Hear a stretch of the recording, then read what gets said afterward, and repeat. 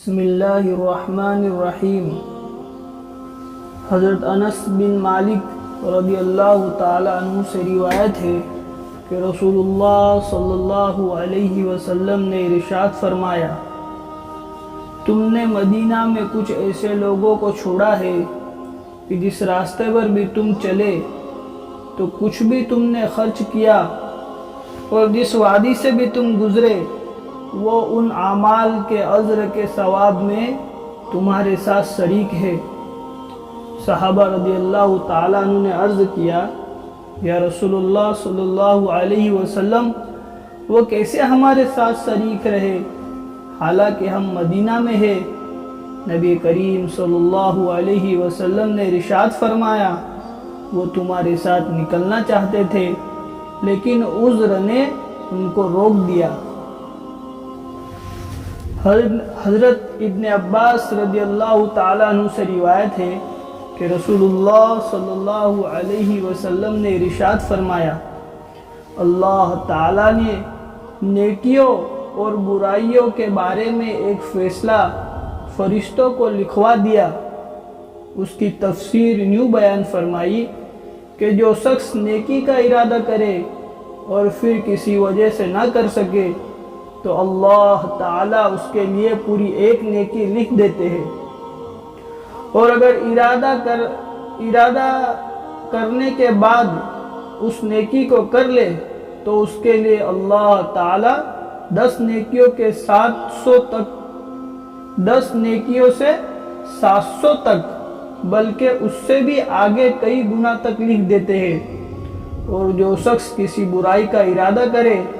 اور پھر اس کے کرنے سے رک جائے تو اللہ تعالیٰ اس کے لیے ایک پوری نیکی لکھ دیتے ہیں، کیونکہ اس کا برائی سے رکنا اللہ تعالیٰ کے ڈر کی وجہ سے ہے، اور اگر ارادہ کرنے کے بعد اس نے وہ گناہ کر لیا تو اللہ تعالیٰ اس کے لیے ایک ہی گناہ لکھتے ہیں۔ حضرت ابو ہریرہ رضی اللہ تعالیٰ عنہ سے روایت ہے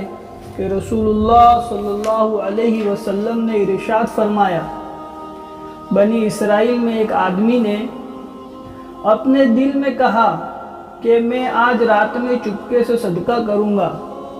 چنانچہ رات کو چپکے سے صدقے کا مال لے کر نکلا اور بے خبری میں ایک چور کے ہاتھ میں دے دیا۔ صبح لوگوں میں چرچا ہوئی کہ رات چور کو صدقہ دیا گیا۔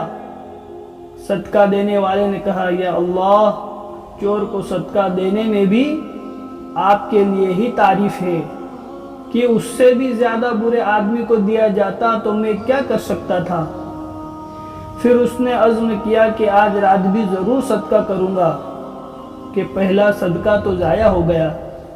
چنانچہ رات کو صدقے کا مال لے کر نکلا اور بے خبری میں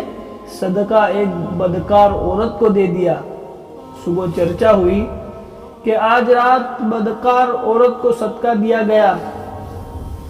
اس نے کہا، اے اللہ، بدکار عورت کو صدقہ دینے میں بھی آپ ہی کے لیے تعریف ہے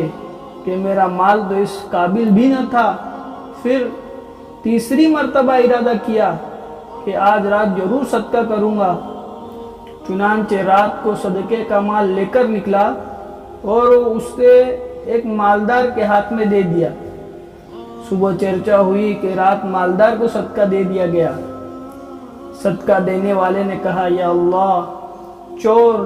بدکار عورت اور مالدار کو صدقہ دینے پر آپ ہی کے لیے تعریف ہے کہ میرا مال تو ایسے لوگوں کو دینے کے قابل بھی نہ تھا۔ خواب میں بتایا گیا کہ تیرا صدقہ قبول ہو گیا ہے۔ تیرا صدقہ چور پر اس لیے کرایا گیا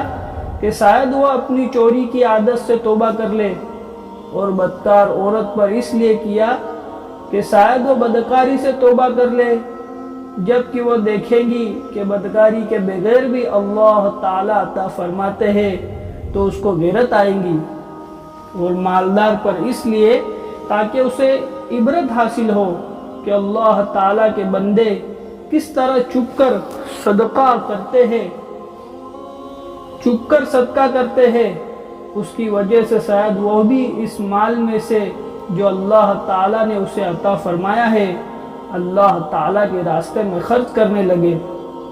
اس شخص کے اخلاص کی وجہ سے تینوں صدقے اللہ تعالیٰ نے قبول فرما لی۔ سبحان اللہ و بحمدہ، سبحانک